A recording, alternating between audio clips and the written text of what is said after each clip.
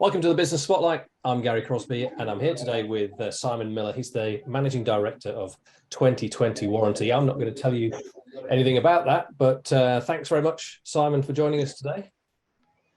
Absolute pleasure.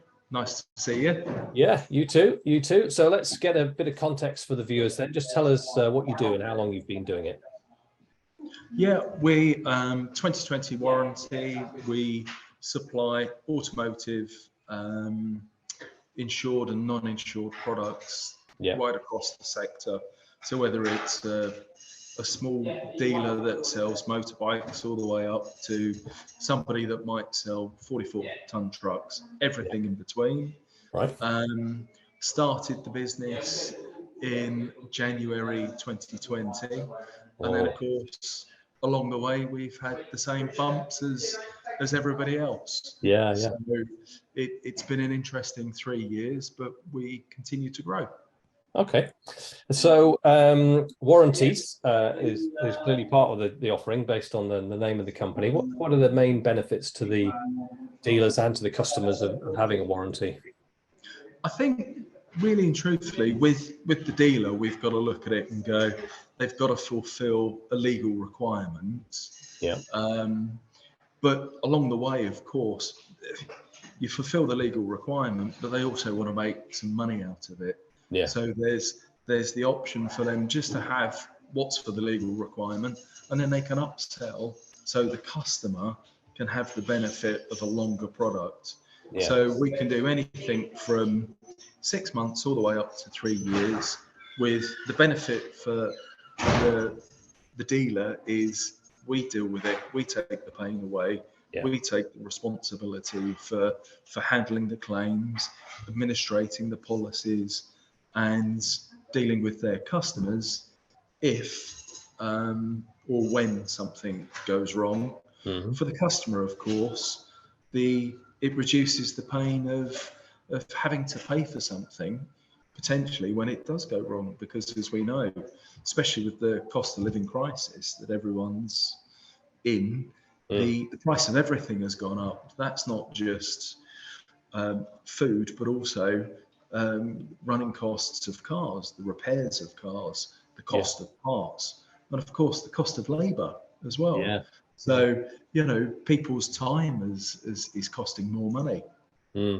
So, I mean, we might as well get the elephant in the room out of the way. I mean, they've not got a brilliant reputation, have they, car warranties? So what is your company doing to fix that? It's a really interesting question, because I always say that we're only ever as good as the businesses that we deal with. So if we deal with a car supplier, a garage, dealership that doesn't prepare their cars in the right way, so they don't check them over properly, they don't make sure that there's not any outstanding recalls, that the car drives as it should, and is maintained well and goes out from them in a good place, then everything we do thereafter that is really easy, because we know that they've actually prepped it right, it's gone out right, so we can then pick up the pieces if something goes wrong. And we just use really good common sense. We want to make sure if somebody comes to us and there's an issue, that we can get to the bottom of it in a timely manner, work out what's the most cost-effective route for the customer, as well as us, of course, because we're a business, and get them back on the road as quick as possible. And I think for me, it's about using that common sense approach. If there's a part that needs to be changed, if it's listed, if it's covered, and it's a sudden mechanical failure, then let's get it done. We're not looking for the loopholes. We're not trying to find any which way that we can to get out of it. But as every business,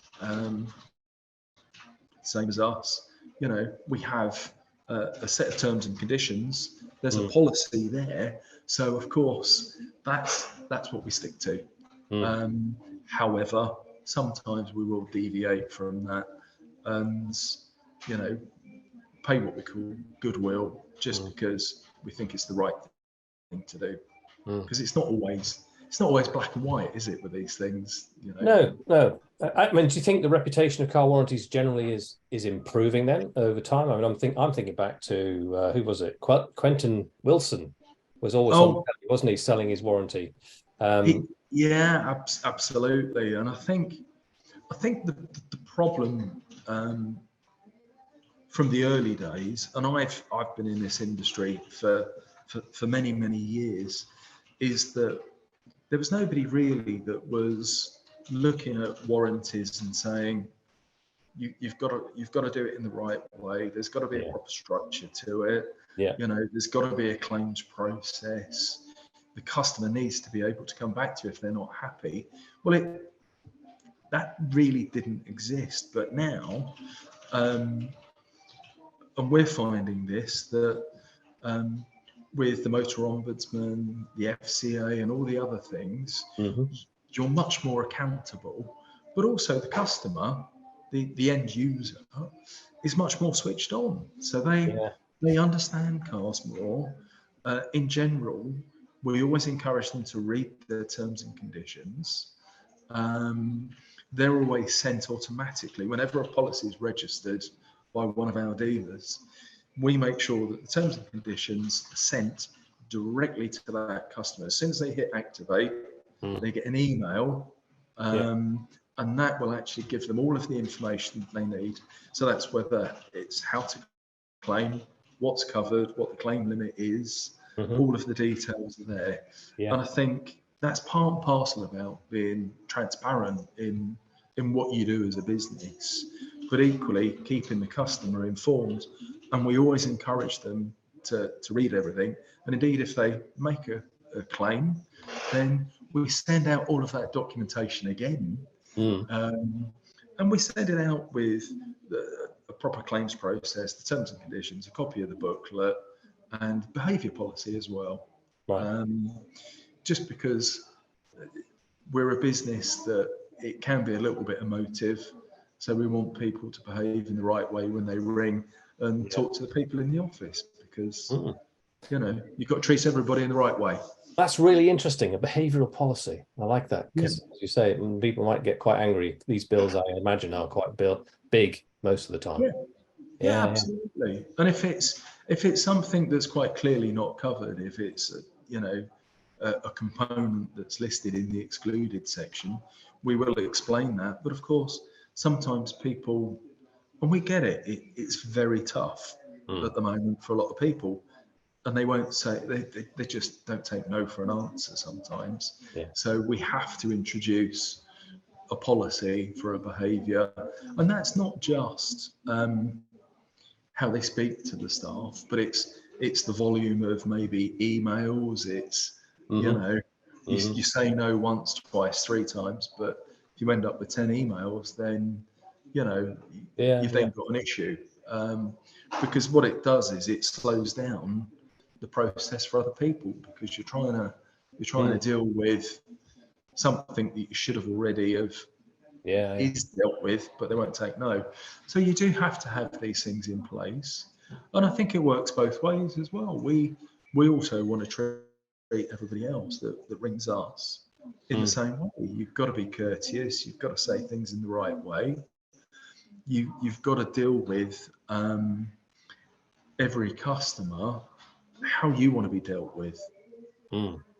That's fascinating. I mean, I've not seen, I've been business coaching for 5 years. I've not seen anybody else with a behavior policy. So there's a real piece of learning there for anyone who's in that kind of customer facing role, that, the standards of expected behavior should be quite clearly defined. I really like that. I think so. And I think that, we spend a lot of time with our staff, making sure that they understand how they should behave. And I think it's only right that if we behave in the right way, the customer behaves in the right way with us. That's whether it's one of our dealers or indeed a policyholder. we have and I think more and more as well, we've all gone through some tough times with, multiple lockdowns and cost of living crises and all of this sort of stuff. But I think at the heart of it, we've got to remember that we've got to treat everybody in the right way. Great advice. Great advice for any business owner. Let me take you back to the beginning then, because I guess at some point after this career that you had in various parts of the automotive industry, there must have been some kind of moment where you thought, you know what, I can do this. What was that moment like? It was very, very weird, actually. It was sort of November time, 2019. My mum was very ill and was basically being managed with end of life care.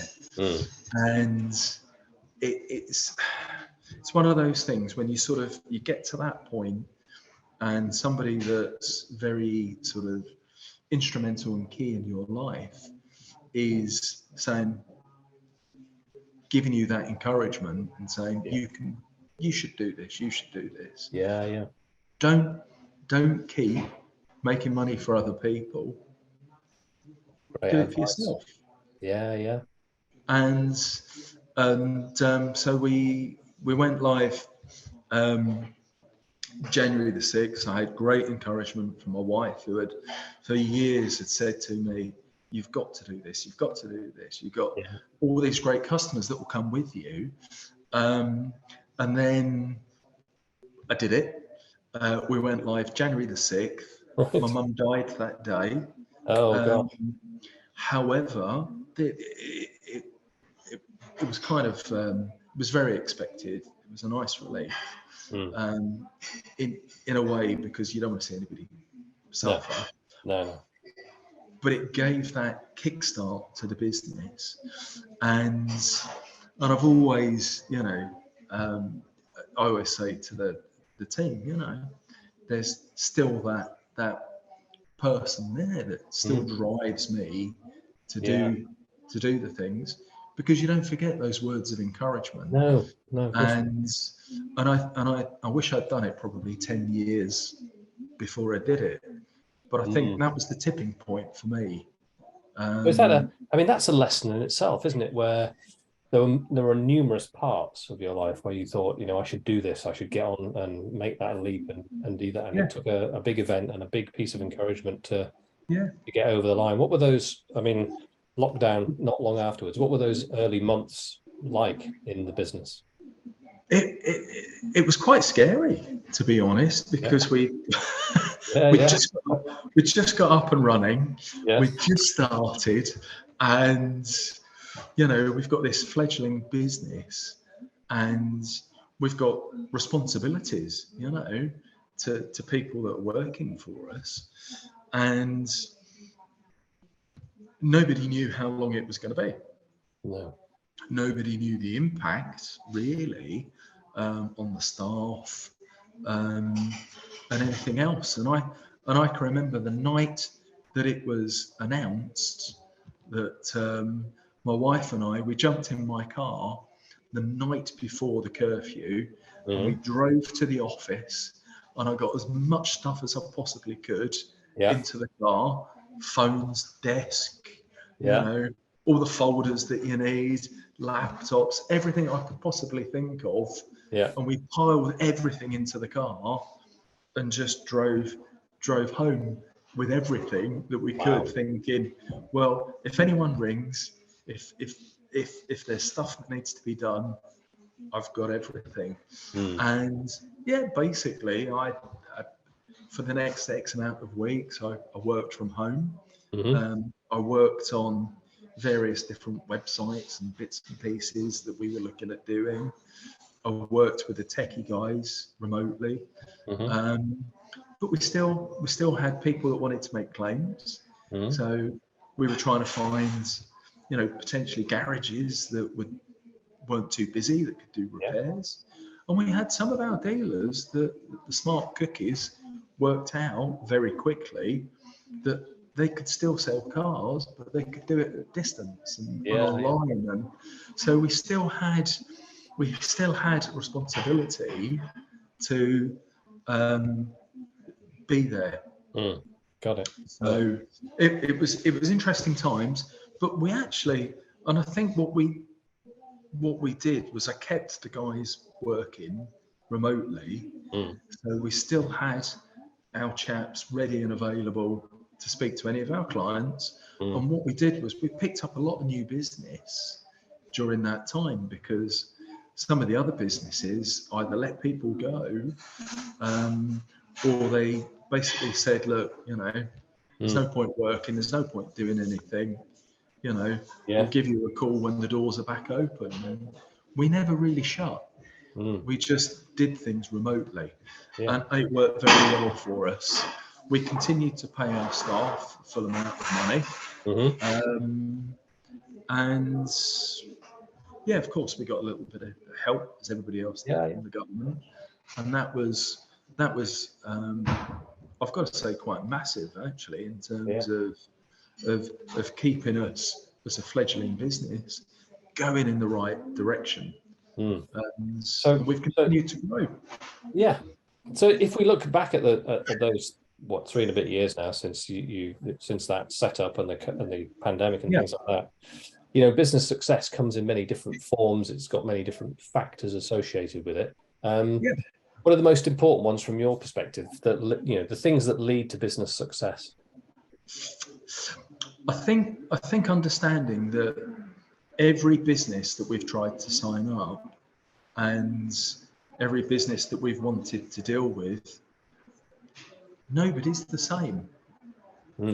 No one approach really works the same. You can have your standardized presentation, you can have your standardized pricing, you can have everything that way, but if you don't understand the one thing or two things that you can do different from your competitor that's going to make their life easier, then that's the key to it. That's the bit that you've got to get to. So in all the conversations that I've ever had with people, and it's not all about price, it's levels of service, it's what does our policy do differently, how do we deal with people differently to some of our rivals, because some of them don't even answer the phone anymore, you know, everything's online. And that's great for some people, but not for everybody. So a bit of uniqueness, something to make you stand out, really important to business. Something different, and I think it's the personable approach. You know, we've got one of our dealers that through COVID and over the last few years, they've run very lean in what they do, and we're almost like their after sales service for them. Because if the customers have a problem, regardless of whether it's covered on our policy, we talk them through what needs to be done, how it should be done. We go back to the dealer and say, look, this is the issue. It's not covered. How would you like us to deal with it for you? Let's just get it sorted, and then we'll sort out who owes what, you know, at the end of the month, because we trust them, they trust us. So it's about partnerships and building those partnerships so that people fully understand that that's how you're going to treat them, and it's the right way to treat people, whether it's our customers or our policy holders, you know. And what about for sure. I mean, I think, you know, those are, again, looking for good lessons. They're great lessons. Something a little bit unique, a very personal service, building great partnerships. They're strong things. I was thinking about the team. I don't know how big your team is in 2020, but what's been your approach to filling your business with the right people? I've got to say that's the most difficult thing that, and I think every business is in the same boat. It's finding the right people, the key elements of that business. And I think sometimes you're always going to have people that are almost transient within the business. They arrive, they're there for a little bit, they then go. And then you've got others that are key to what you do. And I think at the moment we've probably got 3 or 4 really key players within the business. We've got Louise, who's our office manager, who's superb. Yeah. And she deals with the guys. I don't deal with the guys as much these days, but she fully understands them, what they need, and how things need to be done. Yeah. Millie, who is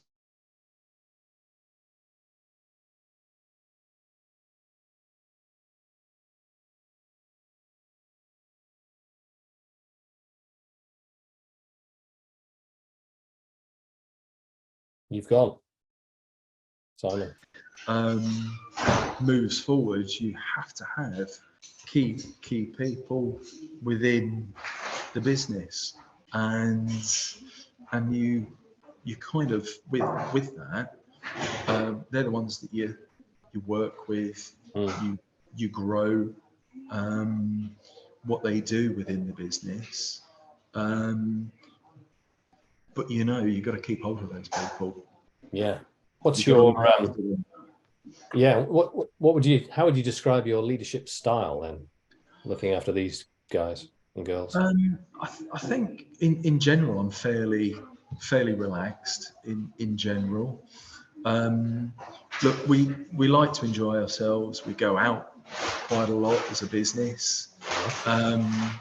We every quarter we go out. We as a team like to eat something to drink.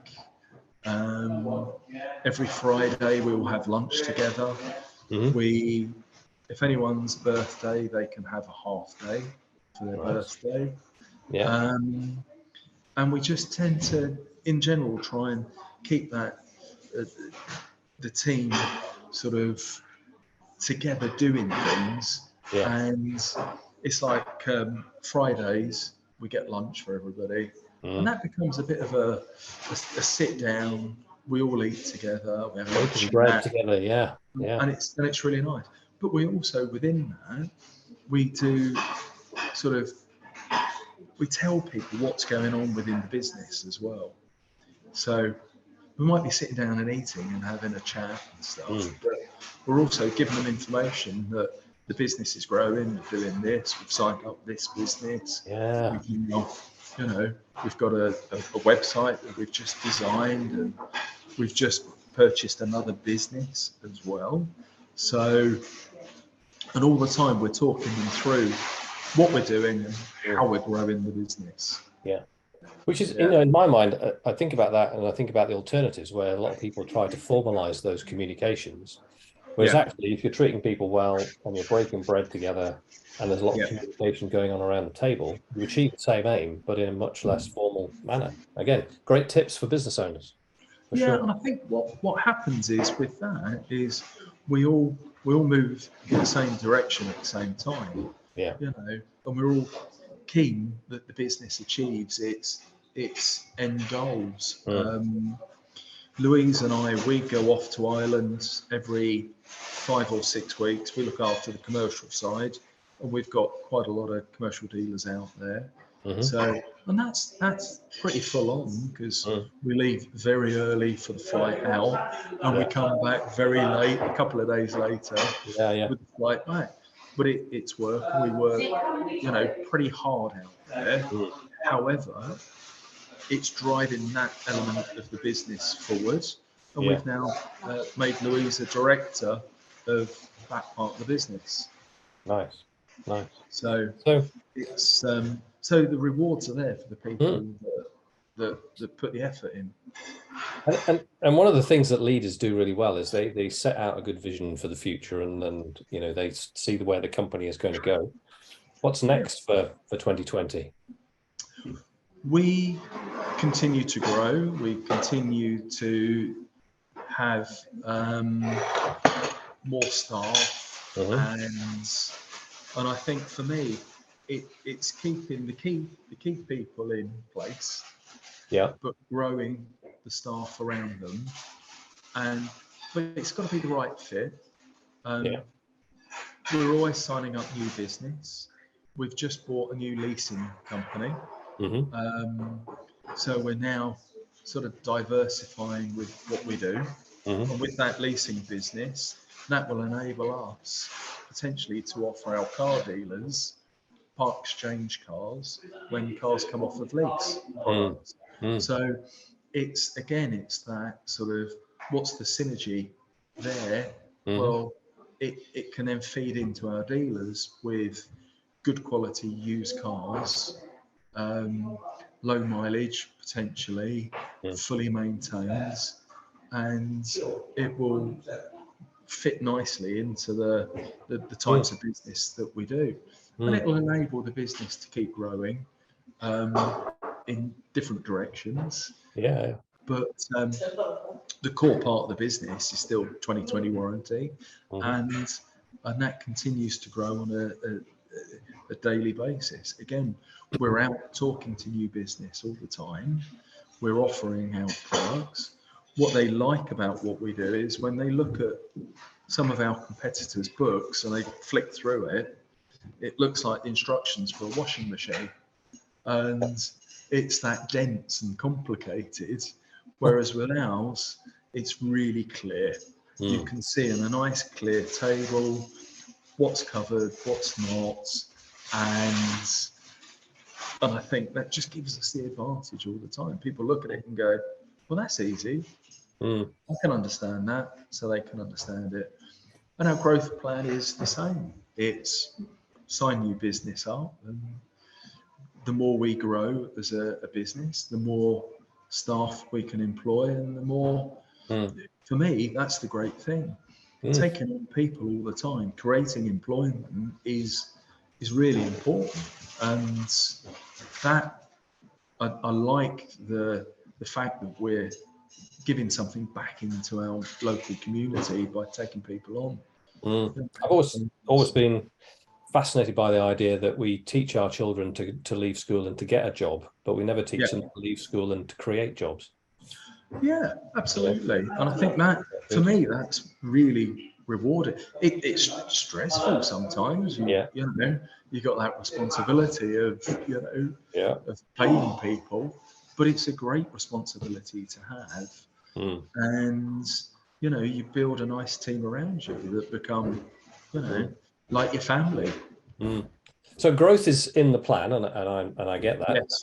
Do you see any obvious obstacles standing in the way of that growth? I think you've got, obviously, the cost of living crisis, but then I look at that and I see that as an opportunity for us and for our dealers, because you've got people that are buying cars still. They've still got to protect that asset, and effectively, the way I look at it, if you pay £300 for a policy, yet you have an issue with your clutch, and that costs you £750, you're £500 better off already. So the advantages are still there for people having a warranty and having that cover. And I think we just need to be clearer with people about the advantages of it. Dealers need to be clearer with the advantages of the upsell. And as long as we continue to be open and transparent about what it's going to do for people, and it's always that thing, isn't it? If nobody sees the value in what you do, they won't buy it. If you tell them what the value is, and they understand that, then people will buy it. And it's the same with every business we go and see. They want to see, what's the value of dealing with you over and above somebody else. And by doing that, every time we sign business up, and we continue to grow. So I don't see too many, I don't sound silly, but I don't see too many obstacles. I just see opportunities to grow. And how does Simon have to grow then? The business continues to grow. What does Simon have to grow into? I'm a little bit old school sometimes, you know. I still think everything needs to be on a bit of paper. Yeah.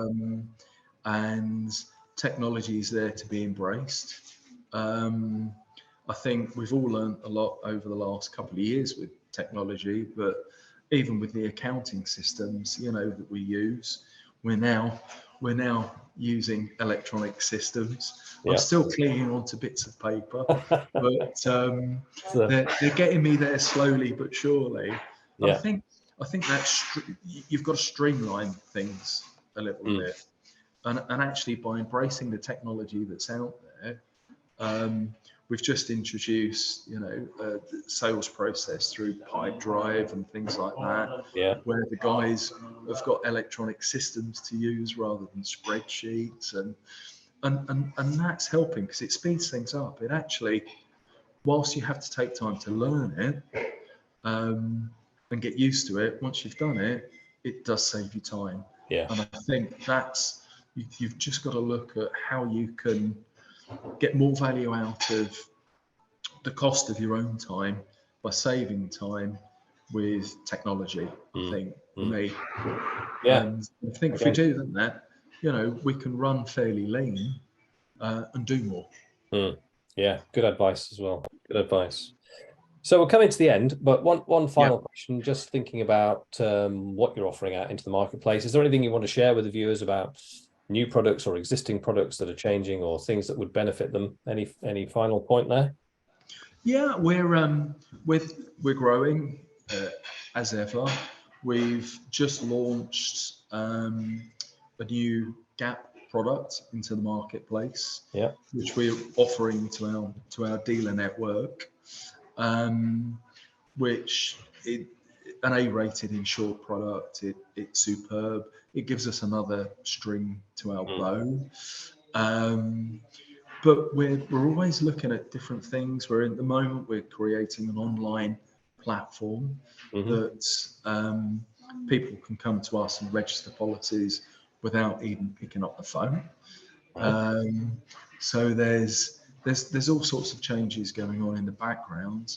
We've just purchased the Discover Car Leasing, which is being integrated into the 2020 family as we speak, and that's starting to get some really good traction within the marketplace. And I think we're constantly looking at things. I'm looking at the moment at a lifetime